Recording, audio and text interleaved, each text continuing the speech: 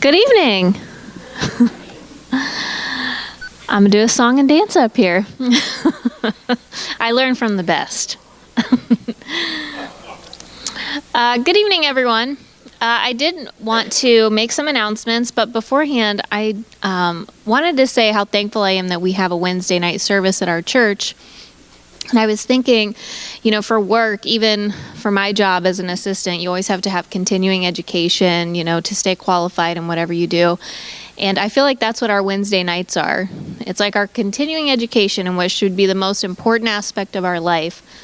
And we get it every single week. We have a great teacher, and I never leave here without learning something on Wednesdays. And not just because he's my husband, but also because he's a really good teacher. And there he is. So the announcements for the upcoming events here. April 1st, we're going to have a spring clean here at the church, and that'll be a Saturday morning. We want as many people to show up so we can have less work to do. And will we do sign-ups, Marilyn? We'll have sign-ups soon where you can sign up where you want to, whatever room you want to work in. We want to make sure our church is nice and clean before the holiday. Pastor would like to put out that he will be looking for volunteers for Easter week. If you're interested in that, let him know, and he will give you the whole rundown of where he will need volunteers for that week, because this is our 25th anniversary on Easter. And for that Easter, our sunrise service is going to be down at the Grange Hall. Most of you know that is where the church started, just down the street in the Grange Hall. So we're going to have our sunrise service there at 8 a.m. on Easter. Breakfast back here. What did I say? 7. I'm looking at the number 7. I don't know why I said 8. It's just wishful thinking that I don't have to get up that early. Okay, it's at 7 on Easter at the Grange Hall down the street. Come back here for breakfast, and then we will have our regular service at our regular time. One more thing, April 29th, the ladies are going to have a brunch here at the church. It's a Saturday. If you are part of the ladies group, you probably have a prayer sister that you've been praying for about a year. This is going to be our get-together where we will find out who our prayer sisters are. If you're interested in joining that, see Kim Montgomery. It's never too late to join as a prayer warrior for one of your fellow ladies. If you're interested in a outline for Andy's teaching, when I come down, if you raise your hand, I'll bring you one. Next week, maybe I will put them somewhere and people can grab them as they come in. All right, that's all. Here's Andy. Wait, Chelsea. Oh, sorry, you first. Remember that I'm losing it tonight, guys. I'm just not with it today. Sunday is daylight savings time. Most people don't get reminded of that because they don't even realize it, since their phones update all by themselves. But you might have to update your stove. And you have no excuse to be late for church because I have told you. And did you have something else? No. Oh, okay. Wristwatches, jewelry. Speaking of jewelry, Chelsea, did you hear that Jesus was banned from a local jewelry store? No, I did not hear that. Do you want to know why? I do. They were afraid he'd break all the chains. I just heard that this week. I had to share it. Don't quit your day job, boss. Don't quit my day. I actually heard it at my job. One of the few I hear at my job I can repeat, or that I even want to hear. All right. So, welcome to our Wednesday night Sunday school class. Our Wednesday night Bible study. This is our final dive into Philemon, I think. That's yet to be seen, but I think we're going to get there. We're going to watch a quick video first. If Jen would be so kind as to play that, please. This is a test of selective attention. Count how many times the players wearing white pass the basketball.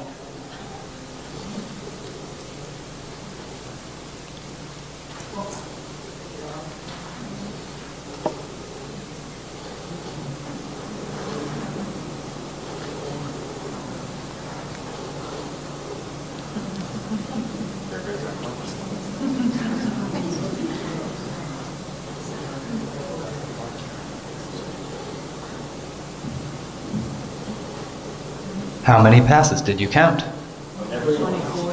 24. The correct answer is 15 passes. But did you see the gorilla? Who saw the gorilla, be honest? Okay, all right. Who missed it? All right, a few of you, okay.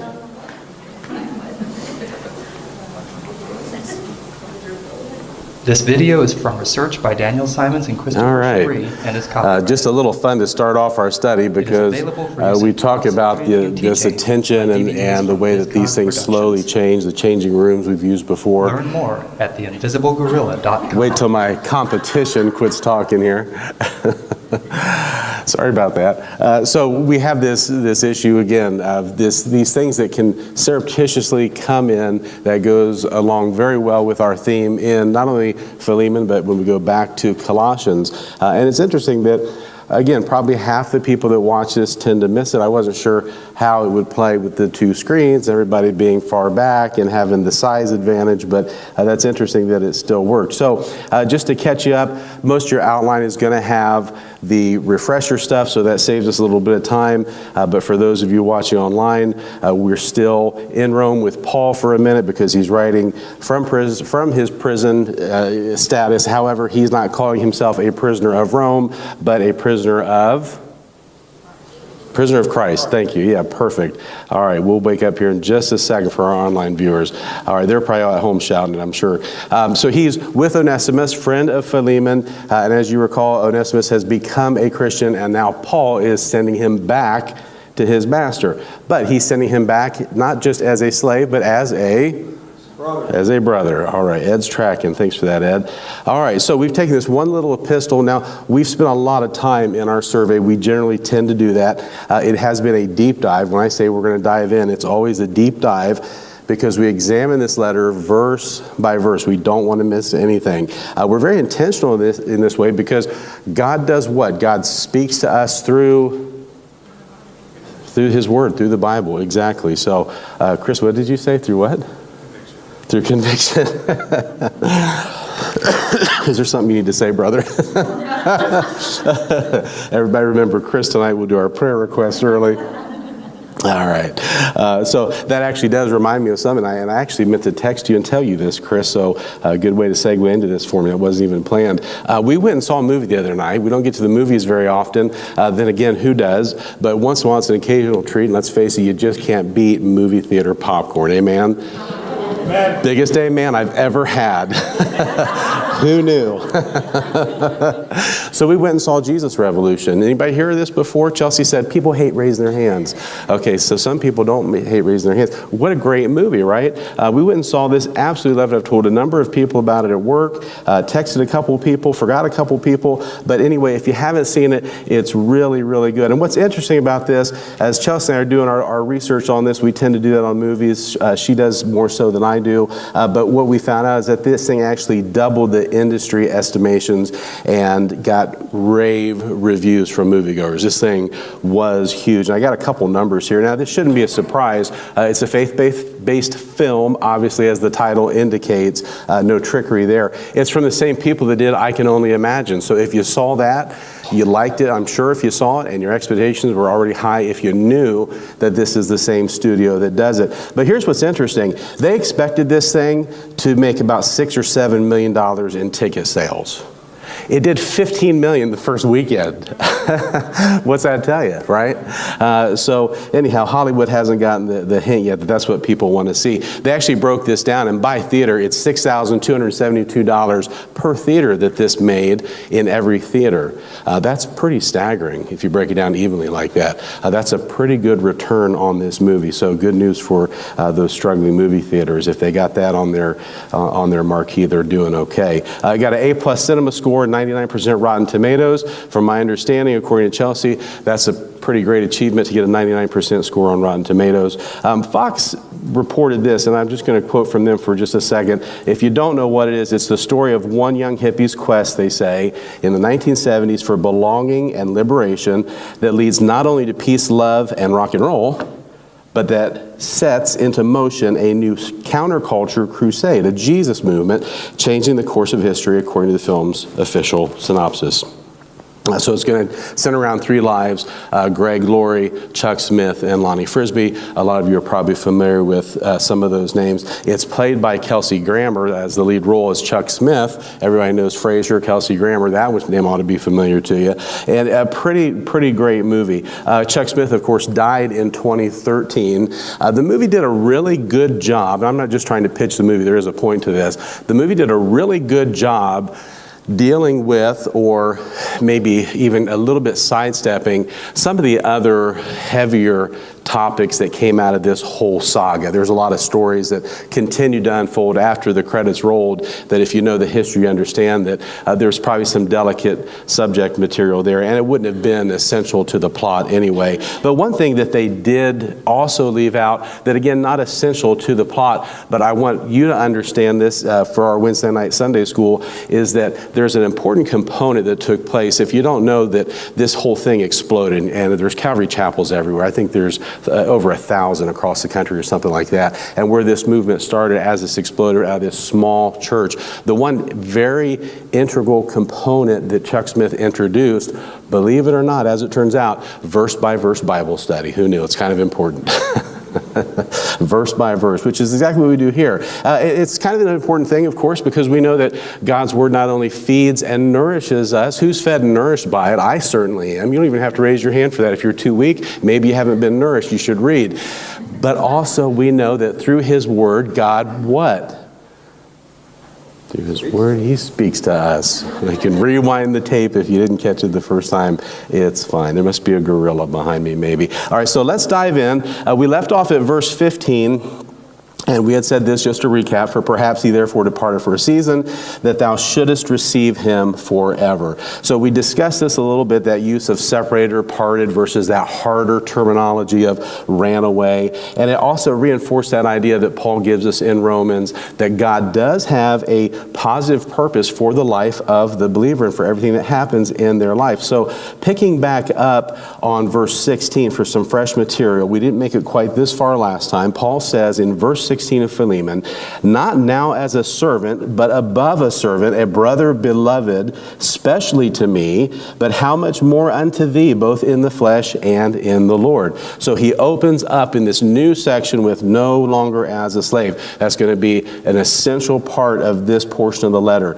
He held the status, Onesimus that is, held the status of the doulos. That's translated in our Bibles today as servant or bondservant, but it really does us an injustice. It's not necessarily a cover-up, but it is really kind of almost a disservice to us as a reader. But of course, that word slave is not an attractive word when we look at it on its surface. When we understand what it means to be a slave for righteousness, that changes everything. To be owned by another human being, nobody wants any part of that. We don't like that, especially as Americans, as we said before. But to be a slave for righteousness, to be a prisoner of Jesus Christ, that changes the whole game. And we're going to take a look at a couple examples of that in this study. You may remember that things had changed, as Chelsea comes up for Ed's question. Things had changed in verse 10 for Onesimus. When he is converted, we hear about this. And so now Philemon is to accept Onesimus as a brother in Christ. He is a Christian. Ed? Part of my question is, when I was trying to find a little bit more information on this guy, we don't know how he became a slave. Correct. I can't find any information on it now. In the Levitical law, and I'm not trying to drag this out, but in Levitical law, one could go to another brother, Jewish brother, and offer himself as a quote-unquote servant / slave for, like, say he has an X amount of dollars in debt. I'll work for you for 7 years or whatever the term was, and you pay off my debt. Yeah. And then after that is done, if I'll just use the terms in the Bible, the master and the servant decide they like working together, the servant can actually get a wooden dowel in his ear and become a permanent part of the employees, almost like a family member. Yeah. So what can we say? But it's not almost like they are in effect. Right. So including if they're a foreigner. Yeah. What about this guy here, Onesimus? Did you find any information on how he actually became a slave? There's not, other than tradition. If we really just ask the Bible to confirm what we might want to think or speculate on, that kind of plays into, I think Susan had brought this up last time about the fact that, yes, he's a fugitive. He's stolen himself, if nothing else, because there's a couple different things we can look at. We can consider that there's the possibility he actually stole something of value from Onesimus. Yeah. But then as you're speaking to that point, that system, although not exactly like what we see in Deuteronomy 21, it is very similar to what is going to exist in the Greco-Roman world. And that is, I owe Ed some money, I'm never going to be able to pay it, but I could do some work around the house and work it off, right? Or I didn't pay the bill at the diner and now I got to wash dishes. So you can do those kind of things and you can pay that off. So there is the possibility that Onesimus had this debt that he owed, had become indentured, is what we might call it today, and was working for Onesimus. He basically had a breach of contract then. So there's still a debt owed. So regardless how you look at it, whether it was the fact that he was simply a slave, he was stolen property, he was an investment that Philemon had lost, whether he took a beautiful piece of jewelry out of the house or money, or the simple fact that he had a deal and he didn't keep the deal, then Donald Trump's going to come after him because he broke the deal. And so anyway, we have to take all those things into consideration. We don't really know, just like we don't truly know what the fate of Onesimus is, or what happened for that matter when he goes back to Philemon. Because we don't even know if Philemon's a Jew or if he's Greek. Well, Philemon was probably from Ephesus. He had a Greco background, so he's very wealthy. We do know that. So most of the churches in this area, even though there are going to be still a significant population of Jews within the church, in especially Colossae, Laodicea, there's a majority of the indigenous people there, what are now indigenous, are going to be those Greco-Roman people. Be Gentiles. They're going to be Gentiles, Yeah, okay. Yes, exactly. Yeah. All right, thanks for that, Ed. That actually saves us a little bit of time as we come up here. I don't want to go too fast, but I also don't want to leave anything out. So if we move on to verse 17, he's already talked about being a brother in Christ and being much more to Philemon. So again, we have to have a little bit of our imagination at play here, because we have to wonder, what does it mean to be much more to Philemon? There is this I don't want to say controversy, but there is this little idea back and forth that, is Paul actually asking Philemon to forgive him and accept him as a brother because his status really doesn't change? He's a doulos, he has this debt. Or is Paul really hitting hard here and saying, you know what, there's a little bit more going on. You need to also set him free, without saying it. I mean, this is a subtle request he's making anyway. That's the whole flavor of this letter. But is he saying, you need to go ahead and just set him free? That could be the case. And if you read between the lines a little bit, you could very easily make that argument, and some do. We're not going to know till we get to heaven. We can find out what happened. I'd love to know what happened with that encounter. But Paul seems to have a pretty clear idea in his vision of what's going to happen as this plays out, and we're going to see that as he writes. Verse 17 is actually going to be a turning point in our reading, and here's why. Because he's going to start this thing where he's offering himself for these debts in exchange for whatever it is that this runaway slave owes. Now, he's appealed to Philemon's friendship. We've caught that part already. He's also referred to him as his partner. He's been a partner in ministry. So this is not just somebody that he has a loose affiliation with. There is a long history there. He's also called, if you go back to verse 2, you remember, he's called him his beloved brother and fellow worker. So this is a tight connection here he's got. These guys are really close. There's some real love here. He's going to offer what's called a conditional statement and say, if you then regard me. Now, he knows what the answer is going to be, because Philemon's going to say, well, yeah, of course, Paul, there's no if about it. You know how I feel about you. I love you, dude. You are my guy. And there's no question in Paul's mind. He knows Philemon that well. He's also going to make it in his request that he treats Onesimus as if Onesimus is Paul. Treat him, Paul says to Philemon, treat him as if it's me walking in your door with this letter. That's how I want want you to receive him. So pretty big ask considering this, but remember, you think of what Philemon's name means, you think about this history in ministry and what he's already been part of. And for Paul, is it a big ask? Maybe not quite so big as we think. I want to look just a little bit, again, not trying to get too far ahead or go too fast. Whether he gets this new status or not, we don't know. We don't know if he's going to be set free, but we do know that the apostles, even though, like Paul, they're not directly calling out slavery, they are not ever endorsing slavery. In fact, if you look at 1 Corinthians 7:21, I don't think I put this on your sheet if you want to write it down. He says this, were you called while a slave? Don't let it concern you, but if you can become free, by all means, take the opportunity. Likewise, masters are commanded to treat their slaves well. So could they bring down an entire institution? Well, eventually it will, just like it did in this country, led by Christians. That's what caused that abolitionist movement to succeed. But at this time, they're dealing within a system. They have to work inside of this system, this institution of slavery. But we've said this before, when practiced in its truest form, Christianity is what? It's the great equalizer, right? Everyone's a brother and sister in Christ. It makes the master the same as the slave the same as the master. So this is the great equalizer.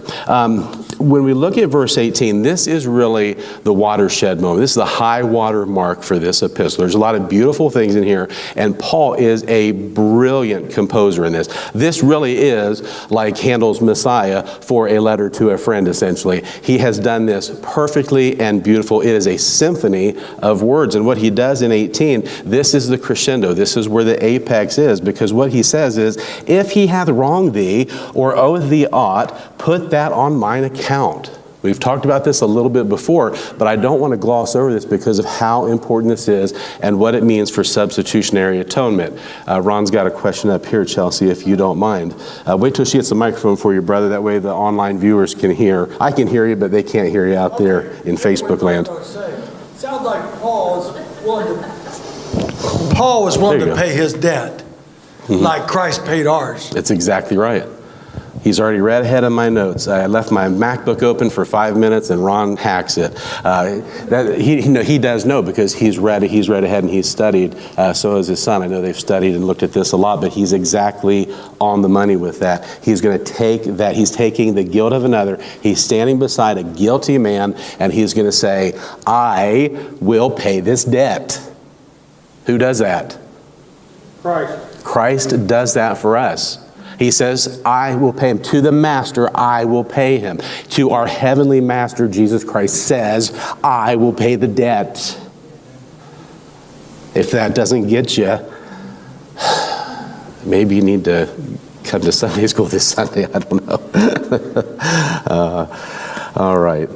So as we move on, I just don't want to leave that without touching on, because we have talked about it before. I don't want to beat it on the ground. But if there's nothing else you remember out of this book, there's a lot of beautiful stuff that can be missed. But I would encourage you to remember especially that verse 18, because that substitutionary atonement that we talked about maybe a study or two ago, what exactly that means. Because now Paul has taken his pen and not only created this masterpiece, but with a stroke of the pen, he has now shown something. There's no way Philemon can dispute this. Philemon knows what Christ did for him.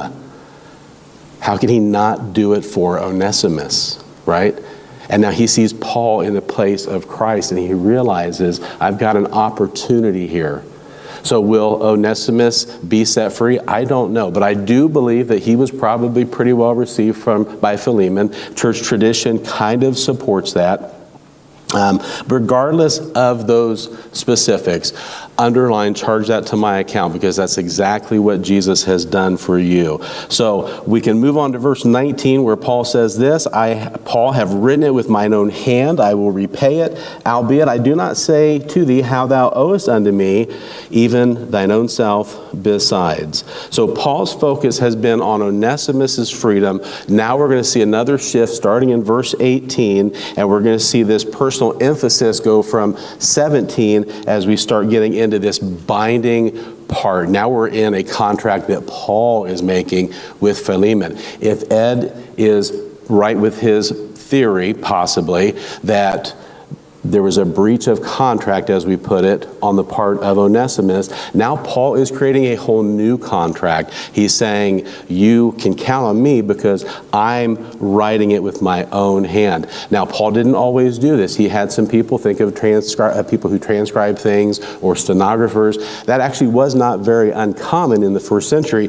In Paul's case, he had some other reasons for doing that too, but he also was known for making these personal comments within these epistles, even if they were transcribed presumably by somebody like Timothy, for example. So he has said this, I've signed it, I put my signature on it, so now it's binding. There's an authenticity of this promise. We've got about over 300 of those, by the way, in the Old Testament alone, with the promise of our redemption in Jesus Christ. If you're interested in prophecy and want to dig into that, I'd be glad to talk with you sometime. If you're interested in it, you probably already know that, though. So as we move on a little bit further, we're going to see the salutation or the valediction come, that he's going to start closing out on this. But he's going to say a couple other things that you won't want to miss here that are kind of important, because he's going to say in verse 20, yea, brother.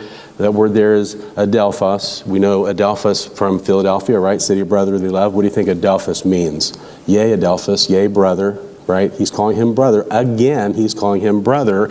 Now, he's doing this for the second time in this epistle to Philemon. He's only done it one time in this epistle for Timothy. And everybody who's anybody knows exactly how much Paul loves Timothy, like his own son. And now, lo and behold, here I am, Philemon, and I'm saying, oh my gosh, Paul just called me brother, and this is kind of a big deal. This is an endearment reserved for Philemon that's pretty special. Pastor, you had something?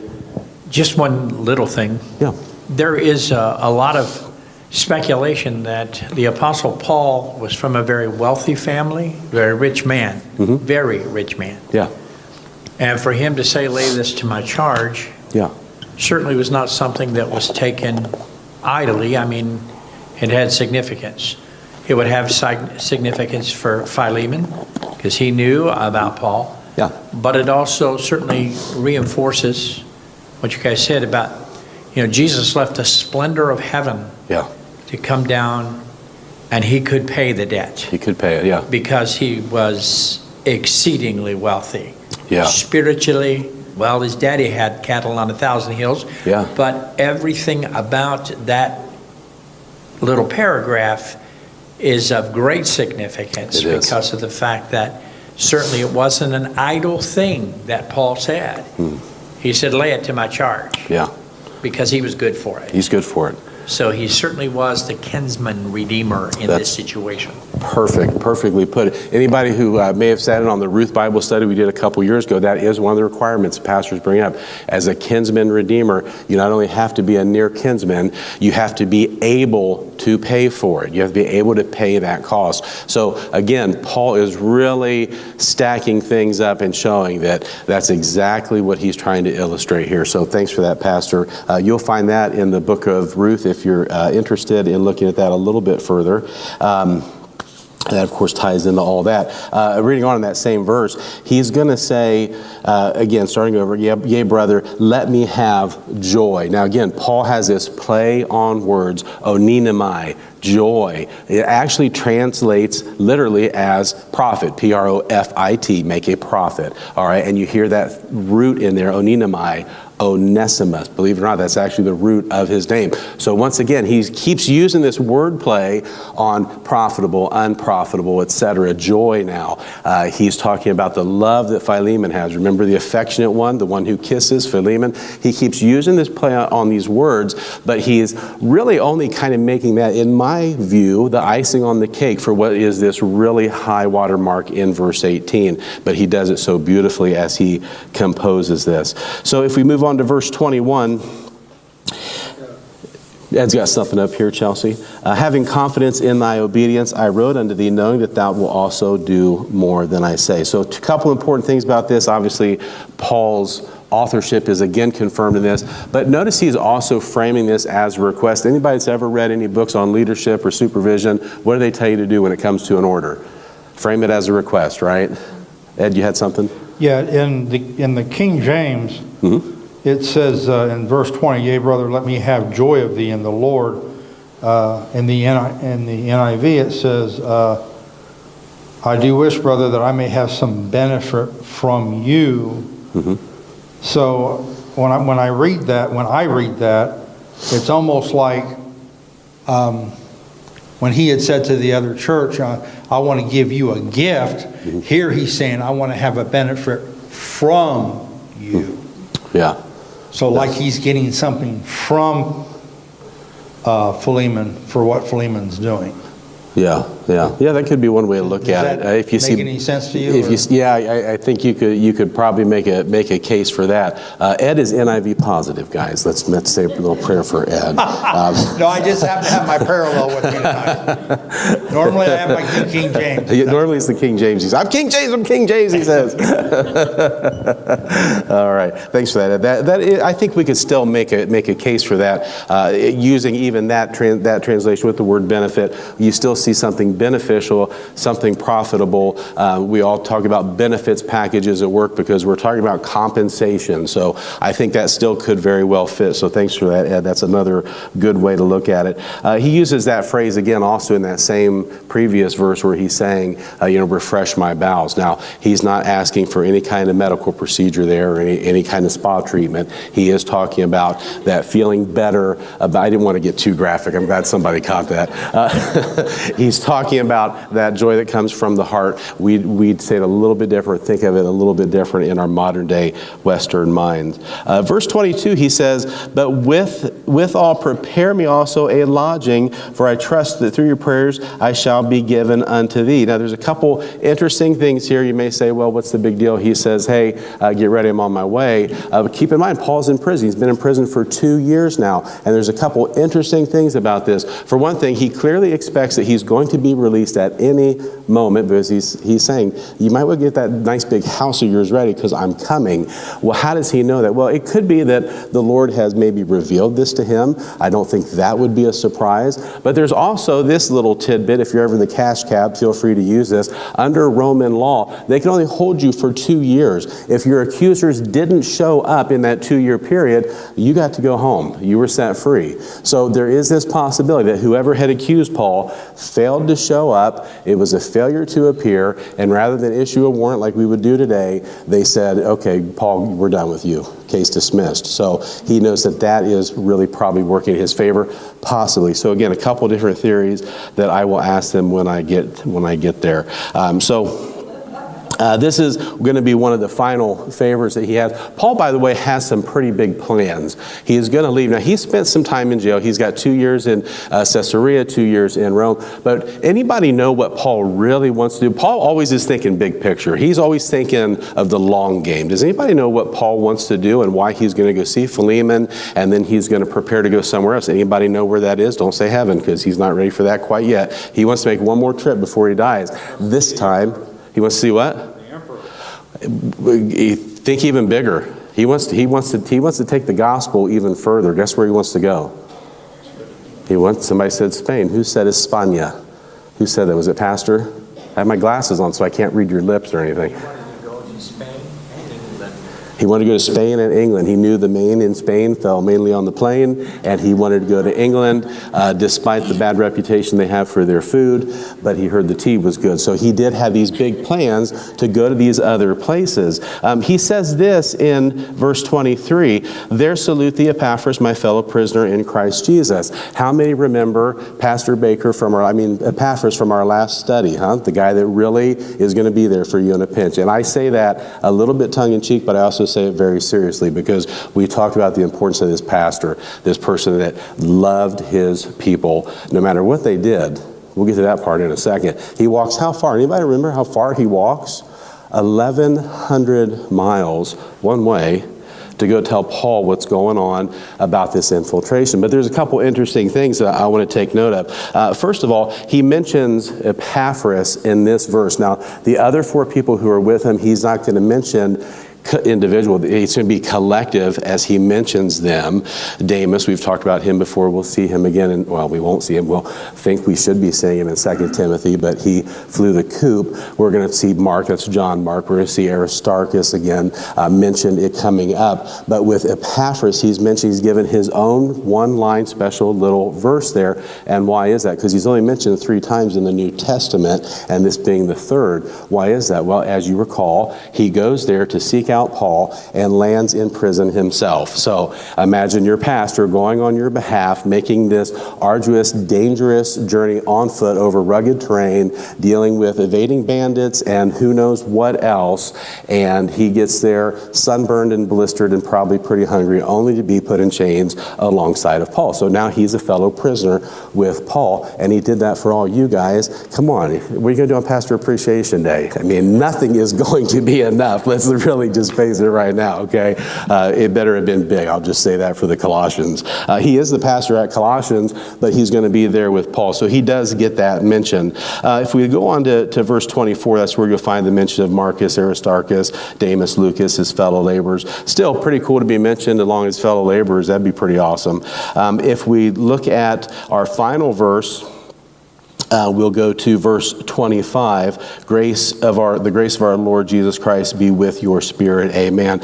This sounds like maybe, okay, well, he just finally wound it down, and thank God Andy's finally done with this. There's a little bit more to that, and that is, in that use of that Greek term, your, he's actually talking about you, your family, the church. Is it a personal letter? Yes, but he also wants this information broadcast to others. And why wouldn't he? This really is the Mona Lisa of a letter. I mean, you can't write a better letter than this. I can't express enough what a masterpiece this is from Paul. But I'll stop because I'm probably running it in the ground. Let's go to our next slide because we are going to run out of time and not get nearly close to where we wanted to be, but that's okay.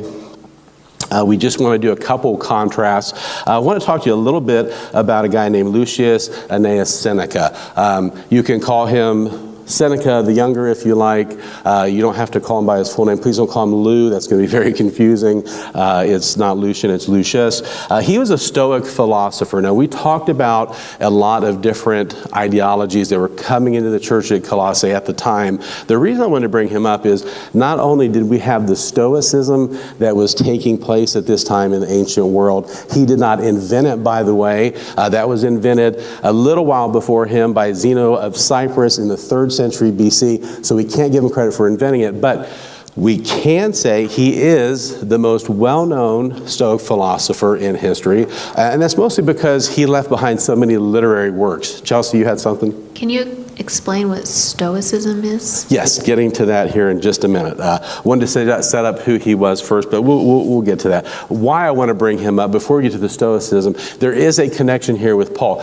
As it turns out, he lived at about exactly the same amount of time that Paul lived. They were born around the same time, died around the same time. A couple other connections are Nero, believe it or not. Everybody remember Nero, that tyrannical emperor that ended up beheading Paul? He also killed Peter, by the way. He gets credit for that. We remember Nero, right? Didn't like Christians a lot. Seneca worked for Nero. So another little connection there. Now with Stoicism, you may remember the Stoics from Acts 17. They're on Mars Hill with the Epicureans. Love Mars Hill for some reason, like to hang out there. Now, they were the opposite, or considered the opposite, in the Greek philosophical world of the Epicureans, because the Epicureans believed in a real indulgence and driving those emotions and feelings and things like that, whereas you have the Stoics that didn't deny that, but they've talked more about how meditating and being able to live in this type of communion with the cosmos and having this peace that comes from it. And there's actually a few things that they say that superficially might almost sound Christianese. Sound familiar today? Yeah. Sounds a little bit Christian sometimes. It's missing one major important component. Guess what it is? Jesus Christ. Yeah, just like Sunday school, guys. The answer on that one is Jesus. It's missing that entirely. But Seneca believes he can do this, and some of it does sound pretty good. There's people today that we're seeing an emergence of this Stoicism. So a much different type of philosophy than those Epicureans. But some attractive things that Christians might be lured in by, for example, reining in those unbridled emotions, not having an attachment to worldly things. That sounds pretty good, right? That sounds okay. Well, there's a lot of belief systems that actually sound okay, believe it or not. They don't have to be things that are really crazy and extreme, but if they're missing something very important, that's Jesus, they're no good, guys. No matter how good they might sound or how good they look on a bumper sticker. So when we look at Seneca, he's actually from Spain. There's another connection. We don't know if Paul actually made it to Spain, by the way. That would have been his 4th missionary journey. He could have made it to Spain, but Seneca was actually from Spain. He was known as Seneca the Younger, as I mentioned. Can anybody guess what the father of Seneca the Younger was called? Seneca the Elder. Seneca the Elder. Points awarded to Susan for that. Thank you very much.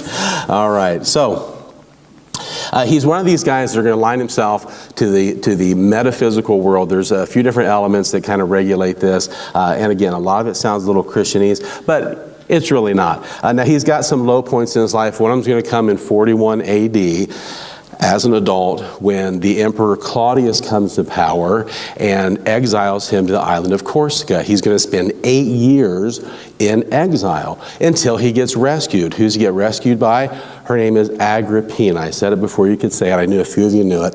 Agrippina, the wife of Claudius, actually says, bring him back, and not only brings him back to Rome, but she hires him as a tutor for her son. Her son is, of course, Nero, right? He takes on this job, and it pays really, really well. In fact, he had a lot of criticism from other Stoics who said, hang on now, this whole thing about attaching yourself, not attaching yourself to world philosophies, that's not really working for you here. You're getting really, really wealthy. But he says, yeah, I can make this still fit with my whole thing. I think I'll be okay. Right? And so he goes on to tutor Nero. Now, Nero grows up. Obviously, he becomes emperor. And he gets to the point where he realizes that his mom is really hard to get along with. And anybody here relate? Just kidding. Don't raise your hands. Right about then is when Ronnie pans out and shows you guys and you're busted.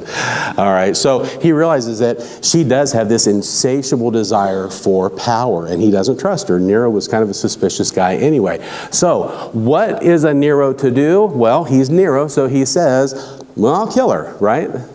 And so he tells his guys, let's just stab her. Now, his aides are like, hey, you know what, boss? That's a great idea. We love how you think outside the box, but it's going to be super messy. How about we not stab her? And so they said, we could poison her.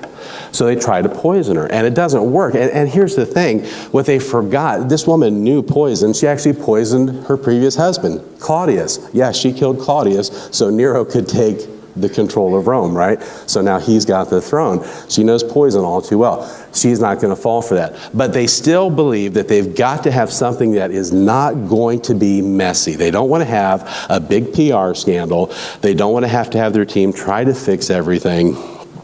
It's bad enough what we see they have to do for Joe Biden. Imagine what this would do in Imperial Rome, right? They just don't want the mess. Emperor or not, you're not going to be very popular if you kill your mom. Probably in any culture, it's frowned upon. Just saying. So somebody comes up with this clever idea. They say, hey, we got to make it look like an accident. Check out these plans for a collapsible bed. Now, I don't know who that guy was, but he's pretty sadistic, a collapsible bed. So they give her this collapsible bed. She takes it as a gift, not knowing it's a collapsible bed. The idea is that it's either going to fall on her and smother her or trap her and crush her. It does not do either of those things. In fact, she not only wakes up very much alive the next day, she wakes up very much rested the next day, courtesy of the nice gifted mattress that she got. But somebody still likes this idea. And I don't know if this guy was working on a commission, but he said, hey, how about this? What if we take that same concept and instead of a bed, we do a boat? Now, if it wouldn't work on a bed, I don't know why it'd work on a boat, but he decides he's going to do it on a boat. So Nero says, I like it, let's do it. So they create a collapsible boat. And then they've got to create this whole event around it, right? Now, in the meantime, Seneca, who's super religious, right? He's not a Christian, but he's super religious. He's got this whole thing with the cosmos figured out, and this whole inner peace, and these unbridled emotions all under control. But he's going right along with this whole thing. Doesn't seem to bother him. Chris talked about conviction. It's going to be absent from him, at least. I don't know about all Stokes, but absent from him. And so they create this entire event that we're going to have this holiday retreat, and we're going to go out boating. And by the way, Mom, I bought you a boat. I hope you like it. And she says, okay, great. Well, as the day wears on, she gets on the boat. She's going to go to her little island palace. She gets on the boat with her handmaiden, and the trap is sprung, literally. It springs and it collapses, but the result is not, again, killing this woman. It flings her and her handmaiden into the water. Now, it's nighttime, it's cold, they're in the water. I personally think Agrippina probably figured out exactly what was going on. I think she was a smart woman. It is Women's History Month, so if you decide to look up some interesting women, just for a little bunny trail, look up Agrippina. You'll find some interesting stuff, daughter of Germanicus. There's a pretty rich history there. She's in the water, her handmaiden's in the water. I think this is where Agrippina thought, okay, the poison, yeah, that was a big one. The bed, that was weird, but now it makes sense. A boat that springs me into the water like a catapult, they're trying to kill me. And they're taking a play out of her own playbook. I mean, let's face it, he learned from her, he got it honest. So the handmaiden doesn't have a clue. All right, she's clueless as to what, she's not pieced all these little things together. But here's the thing, the handmaiden, she has her identity in Agrippina. She is Agrippina's handmaid. That's kind of a big deal. That's not just a job for anybody. So what does she do? She has to resort to what that identity is that she's found in Agrippina, and she starts frantically waving in the cold, dark waters to the guards that are coming toward her in the boat, saying, help, help the emperor's mother, help the emperor's mother. And they get over to her and they say, did you say the emperor's mother? Wham, and they beat her to death with the oars. Yeah. Well, good night, everybody. I'll see you Sunday. Thanks for coming. Don't forget to love each other. Just kidding. There's more.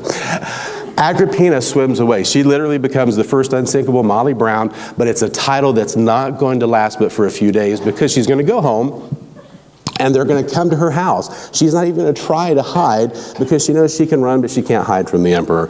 And so she has this dramatic scene where it's said that she opens the door when the guards get there and she holds out her stomach and says, stab me here, you know, this is the womb he came from and all. So super, super dramatic. And it really is a dramatic tale. In fact, it's so dramatic. Who's heard of Handel's Messiah? Everybody knows that one, right? Handel wrote Agrippina. It's based on this. It's if you like Italian operas and you want to listen to it, you can find it anywhere on YouTube or on the World Wide Web, the magic internet. It debuted in Vienna on December 26, 1709, and it actually is a pretty big deal because it's a super, super dramatic story. So, Agrippina is dead. Now, what to do for this religious guy that's got it all figured out? Now, he's lived in a lap of luxury. He's worth, at the time, we would say probably around $7 million in today's money as a tutor. If you know any teachers or tutors, don't let them go work for Nero, but tell them they could probably do better than what they're getting now. He's worth about $7 million in today's money. He's amassed this fortune, but he has to still be able to reconcile all this nonsense that he's believed. He's got to make it work with this whole situation now because he's going to be complicit in this thing. Now, in the meantime, you've got Paul. The year's 59 AD, by the way. There's going to be an earthquake that hits Colossae probably around 60 or 61, but we already know at this point Paul has encountered Epaphras. He's met Philemon. He's already been arrested one time. Paul has had a much different life than Seneca, who's born at virtually the same time, whose life spans basically the exact same period in history. But what does Seneca do? Do you think that he goes in and he goes, none of this makes sense, I can't believe this, I've gone too far, I've got to rethink everything? No, he doesn't do that because he's a spin doctor. He's really good at marketing. He's a PR guy. And so he knows that, again, you're the emperor, you still can't kill your mom, we got to fix this. So he's a great writer. He loves dramas, he loves plays. If anybody's ever read Oedipus or Thyestes, he's given us those.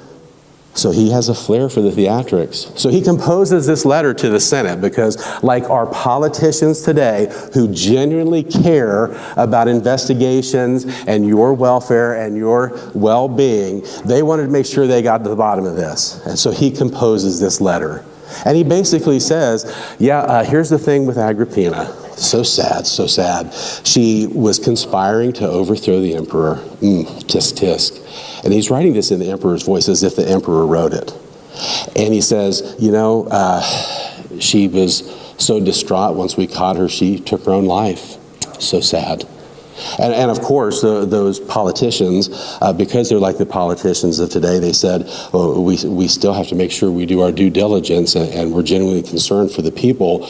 They said, what about that whole shipwreck mess? He goes, oh, yeah, here to have an answer for him. He says, that shipwreck thing, well, that was the gods trying to intervene to protect Nero. Yeah, that's what that was. And they're like, well, checks out. They go, we'll follow the science on that one.